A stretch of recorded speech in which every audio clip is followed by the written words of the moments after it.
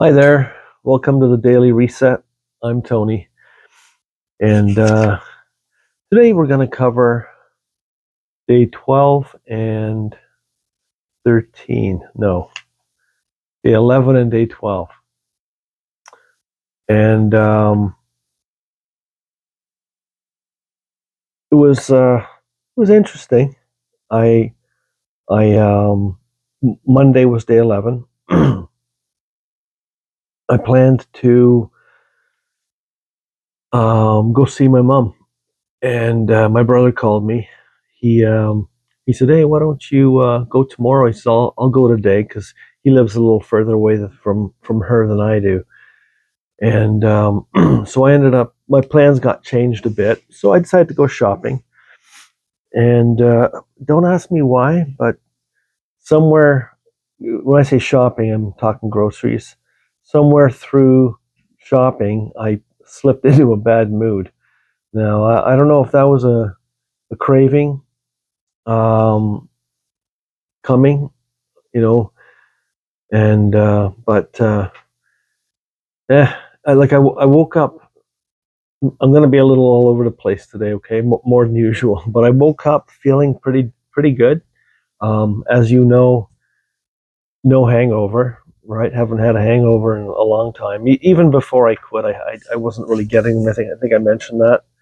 I would wake up a little groggy.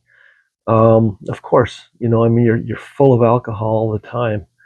And even when you quit drinking and you sleep, the next day your body, I believe your body's still processing the alcohol because your liver can only handle so much at so much of a at a certain rate, and to the point where it's still affecting you for a day later, I believe.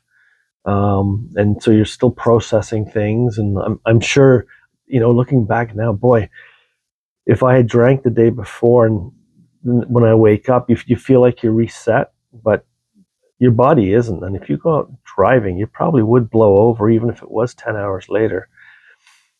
But that's besides the point. So Monday, day 11 was yeah, interesting. And by the time I got home from doing groceries, I was in a straight up bad mood. And, I walked in. My wife her name's Jackie, by the way, Jackie. She was in the kitchen, and she's, her usual chipper self. Hi, hon. I said, hey. And she right away could hear it in my voice, and she's like, "What's wrong?" And I said, "I don't know. I'm in a bad mood." And so when I'm like that, she just leaves me alone, which is amazing. Just lets me get through it. So I put the groceries away, and I ended up going into the garage to have a puff, and that actually helped. Took my mind away from the moment a bit, and so after that, I made dinner, and you know, got my diet Coke or my Coke Zero with lime, and I was pretty good. Had dinner and kind of I went on the computer after that, and just had lots of Coke Zero with lime and a few peanuts, and that turned into a late-ish night. It was around midnight when I went to bed. Excuse me, getting a little dry here. So I got to bed late that night. Um, didn't have any more puffs. Just went to bed, and I was tired enough that I dozed off. You know, being 59, I'm starting to have to get up in the middle of the night to go pee. Kind of frustrating. I feel if that didn't happen, I could probably sleep 8 hours. And what's happening instead is I'm sleeping about 4 hours, getting up and going to the bathroom, come back, lie in bed, and last night I lay in bed, exact same deal. I got to bed. So last night, they oh my gosh, day 12. I You know what? I'm getting the days jumbled up. Let's just say yesterday, okay? Yesterday, I Went to bed after 1, and I was wide awake.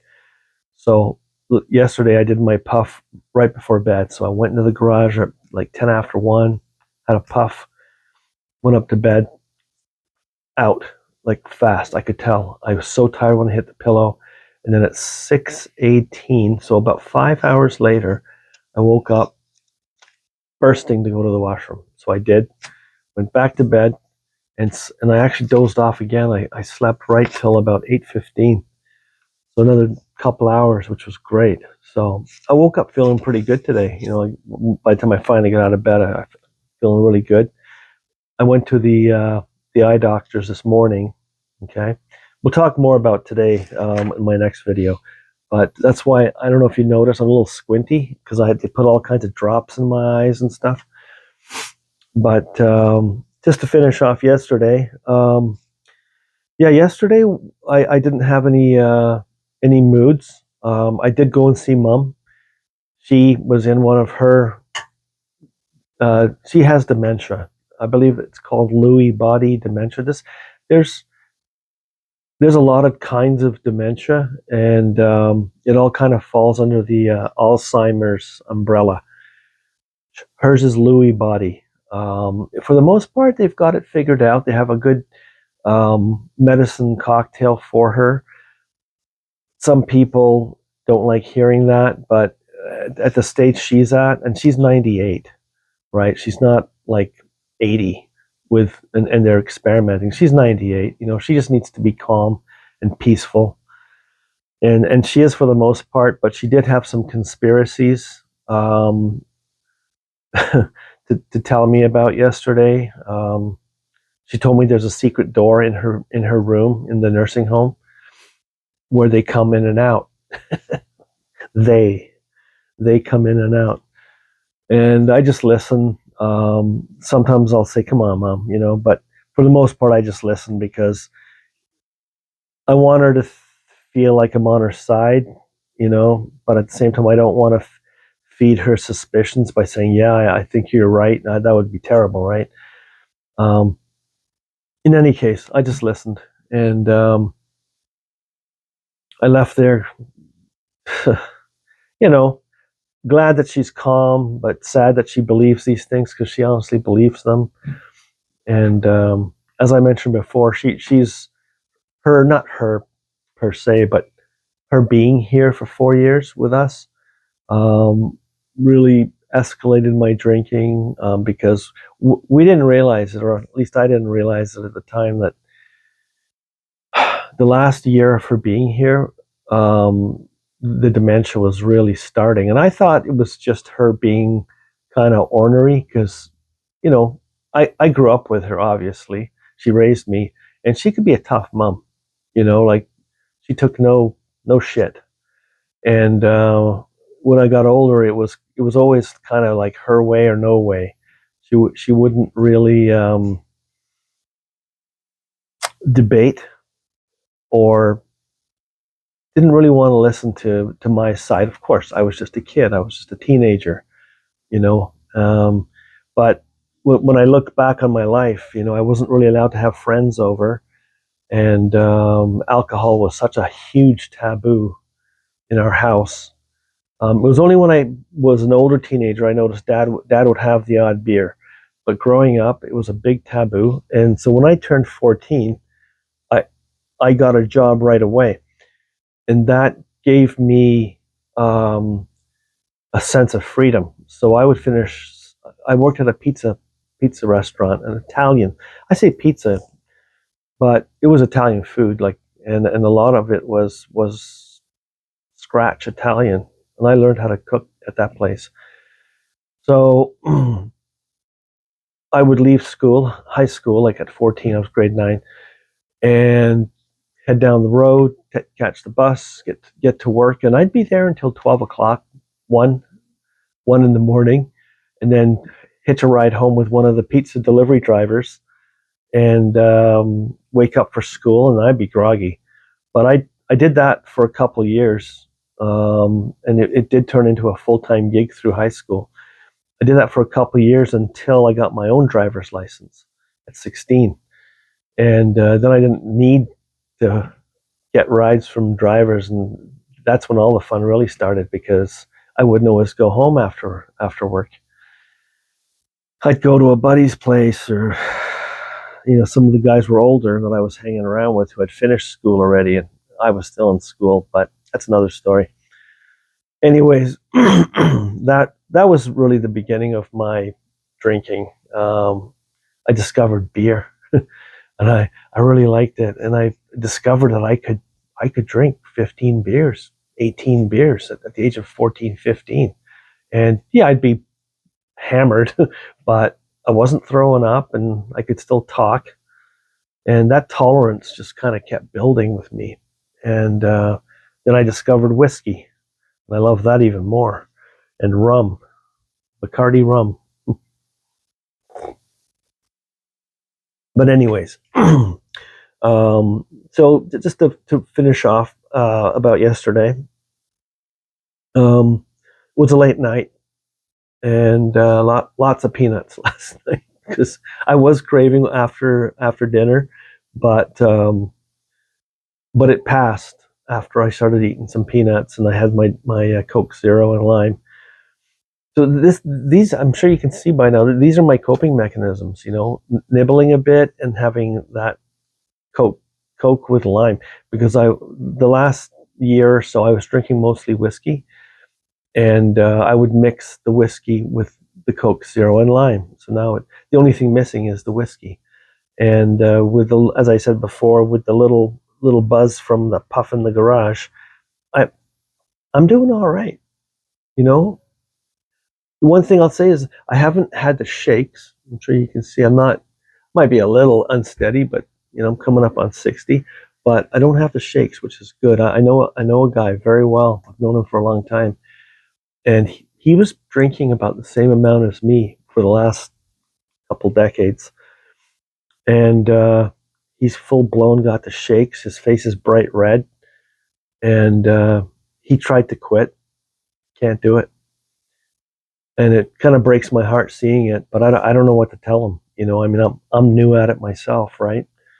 But it seems to be, I seem to be coping better. Actually, coping better than a lot of people I know. And I'm keeping myself pretty busy. I think psychologically, a lot of it's got to. I'm going to put this down because I'm not shutting the camera off again. But I think psychologically, making these videos every couple days. I might try and make one tomorrow as well, but every couple days, I feel like it's keeping me accountable to you. I don't want to let anyone down. First and foremost, my wife, who's put up with me for 40 years. But secondarily, to you, I don't want you to come back to the channel and check, and hey man, he hasn't posted anything in a couple weeks, only to find out maybe later that I say, oh yeah, I broke down and started drinking, and buddies came over and I cracked open a bottle or something stupid. I can't crack open a bottle. I don't have anything here. I have a few beers, which I'm not crazy about anyways. But the point is, I feel as though the videos are helping keep me accountable. It's taken, I say it, as I said on my first video, it's taken me a lot to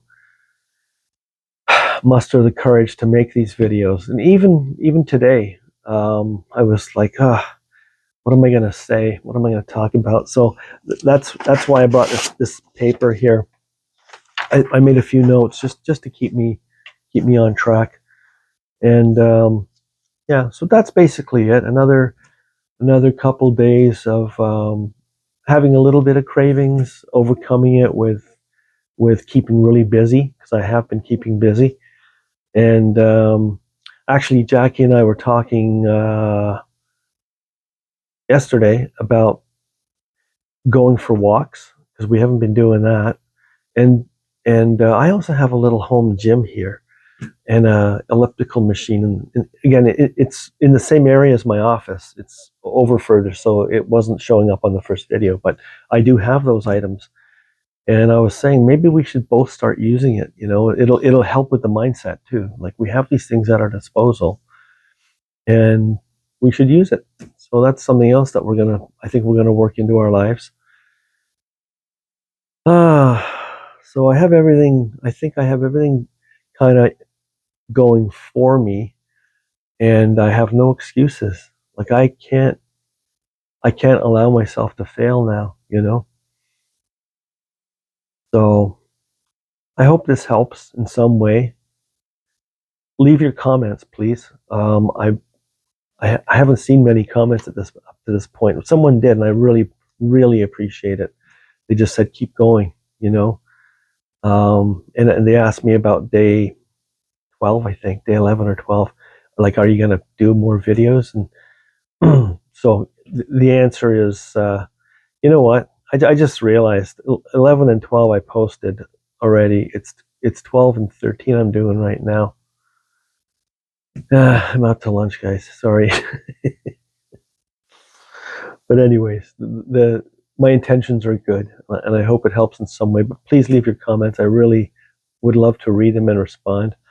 And please subscribe so I can share more with you. You know, I know if you really want, you'll come back somehow and find me. But if you subscribe, then I believe you'll get the alert when I do put up a new video. So, anyways, I'll leave it at that. And I hope you have a wonderful day. And I plan on having a wonderful rest of my day. And I'll probably think about my next video for you guys. Okay, take care, and we'll talk very soon.